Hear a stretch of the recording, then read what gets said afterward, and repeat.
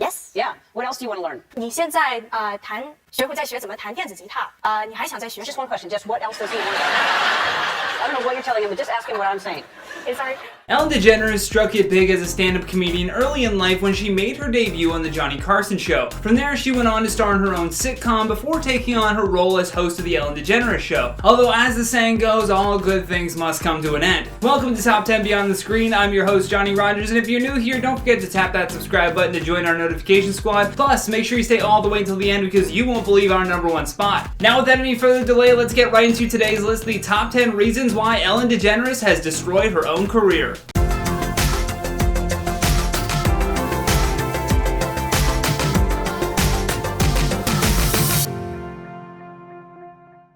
In at number 10, embarrassed her own audience. Now, not all of these reasons for Ellen's career falling apart have happened recently. In 2017, Ellen was beloved by everyone, but some started to view her in a more negative light when she embarrassed one of her audience members live on TV. Ellen had set up a table with cheap gift bags and had her team put in a hidden camera. When one of the guests grabbed an extra bag for a family member that couldn't make it to the taping, Ellen just put her on blast. I like that you like the product so much that you wanted to bring one back for your sister. But now when you go like to Costco or The worst part is that Ellen embarrassed her in front of the entire studio audience as well as everyone watching at home. All she could do is just laugh along with everyone else in this very awkward televised moment. It's very lazy of her to just embarrass her own audience for a game, and everyone saw right through it. In at number 9, she exposed Mariah Carey. Back in 2008 when Mariah Carey came onto The Ellen Show, there had been rumors circulating that Mariah may be pregnant. However, instead of respecting her wishes to not mention these rumors or further speculate, Ellen forced her to address it. I'm not going to ask you if you're pregnant or not. This is peer pressure. Do you see what Ellen is doing? This is peer pressure. No. Let's toast to you not being pregnant if you're not pregnant. You see, Ellen wanted to be the first one to break this story of Mariah's pregnancy, and to do so, she brought out alcohol to force a confession. Now, clearly, if Mariah was pregnant, having alcohol would be a terrible idea, but why does Ellen feel like she's in charge of this information in the first place? Despite all of Mariah's refusing to take part in Ellen's game, she was eventually backed into a corner. She then takes a small sip from the glass that prompts Ellen to start shouting that Mariah is pregnant. Sadly, Mariah Carey would have a miscarriage just a few weeks later.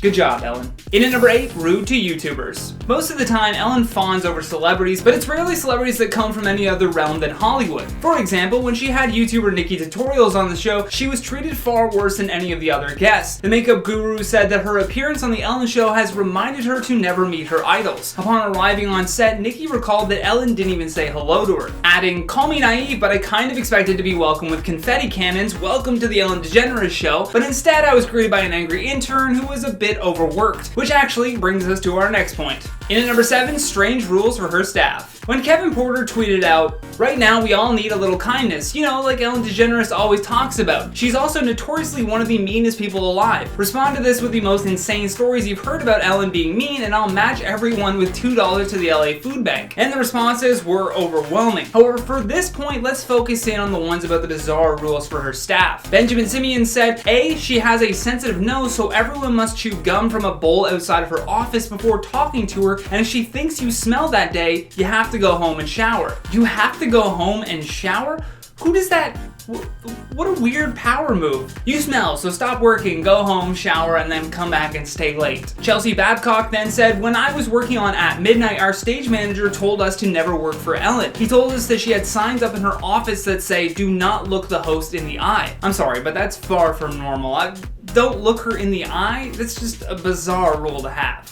In at number 6, she bailed on her staff. When the pandemic shut down all of the studios in Hollywood, Ellen was faced with a tough choice. She has spoken about how much she loves and appreciates her staff, so you would think that in these difficult times that she would have at least kept them in the loop. The core stage crew though for the show had a staff of more than 30 employees, yet they received no written communication about the status of their working hours, pay, or inquiries about their mental and physical health from producers for over a month. Then when they finally were notified, nearly all crew members were told to brace for a 60% reduction in pay, even as the show continued to air from Ellen's home. The worst part is that she hired a non-union crew to replace the staff she apparently cared so much for. Oh, and then she said her mansion felt like jail. One thing that I've learned from being in quarantine is that people, this is like being in jail, is what it is. Hashtag never forget. never forget that she said her mansion felt like a jail cell. In at number 5, rude to regular people. Going back to that original tweet from Kevin Porter for a moment here, a lot of people who didn't work for Ellen but had interactions with her otherwise also popped into the conversation. A.D. Rose said, "My friend waited on her and she threw a plate of salmon in his face because it wasn't what she ordered." That one seems like pretty wild, right? But when you read on, there's several more servers and wait staff that have also complained about her. Take Chris Farah, for example. She said, "I worked at Real Food Daily and served her and Portia at brunch. She wrote a letter to the owner and complained about my chipped nail polish. Not that it was on her plate, but that it was just on my hand. I had worked till closing the night before and this was next morning. Almost got me fired." She tried to have this woman fired because she had chipped nail polish. I'm sorry, but if that makes you so mad that you have to sit down and write a letter, you need anger management classes. In at number 4, she was caught lying. When Dakota Johnson came on the show, we really got to see that Ellen is not afraid to lie right to someone's face. She said happy belated birthday a month after Dakota's birthday, like, at that point, why even televise how forgetful you are? Then following that awkward moment, she starts digging into Johnson about not being invited to her birthday again, which leads to Dakota calling her out on that lie. Actually, no, that's not the truth, Ellen. You were invited. Last time I was on the show, last year, you gave me a bunch of about not inviting you, but I didn't even know you wanted to be invited. Pretty nuts that she was rude to her the last time she was on the show and then again right when she came back. She even insisted that she was never invited just to cover up that she was out of town hanging out with President Bush. Speaking of, in at number 3, friends with enemies. Ellen hanging out with President George W. Bush really was the breaking point for a lot of her fans. Ellen has been a strong advocate for gay marriage, and so when she buddies up to a president who has advocated against this for his entire time in office, it's a little gross to see. CJ writes, "Laura and George Bush sitting with Ellen and Portia is not something I expected to see at an NFL game. You and everyone else, CJ." Ellen trying to play this off as simply two people with differing opinions hanging out and setting aside their differences. That might be true for regular people, but for two individuals that hold a position of power,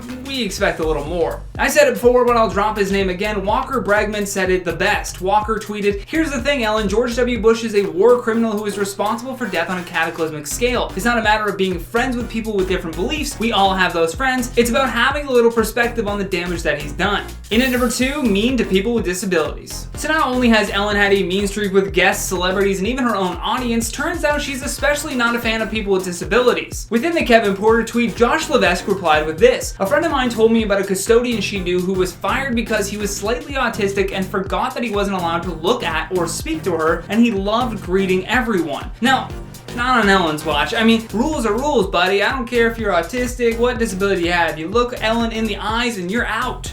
Just the rules of the Ellen Show. Then there was this heartbreaking one. Lindsay Jamba tweeted, "My brother is a Make-A-Wish kid. His wish was to be at the 12 Days of Ellen, which was arranged 1 month before they canceled because Ellen refuses to interact with disabled people."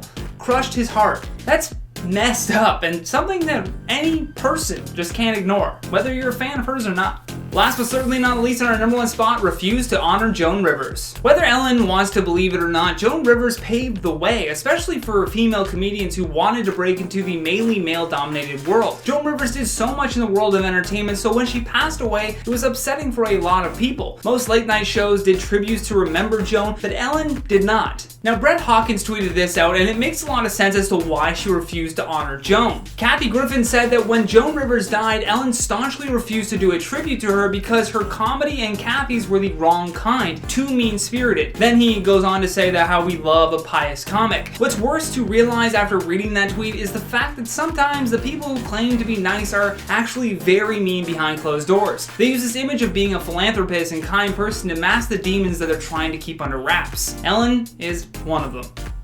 And Marlene's pointing at me too. And that has been the top 10 reasons why Ellen DeGeneres has destroyed her own career, and I will destroy my own career by doing this video too. Thank you so much for watching, and thank you to our editing team for making me look so good. If you enjoyed this video, then please show us some love here by tapping that like and subscribe button. Plus, don't forget to drop us a comment down below with your thoughts on this list. And for more videos like this one, all you gotta do is tap that playlist when it pops up. From top 10 beyond the screen, my name is Johnny Rogers, saying until next time, stay classy. Now, without any further delay, let's get right into today's list, the top 10 reasons. I lost it. I almost had you. Now, without any further delay, let's get right into today's list of the blah blah blah blah blah blah blah. Most of the time, Ellen fawns over celebrities, but but it's rarely there goes the screen. Confetti cannons, welcome to the Ellen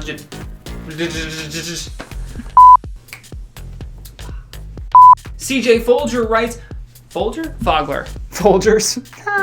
Fogler. Within the Kevin Porter tweet, Josh Levesque. Bye.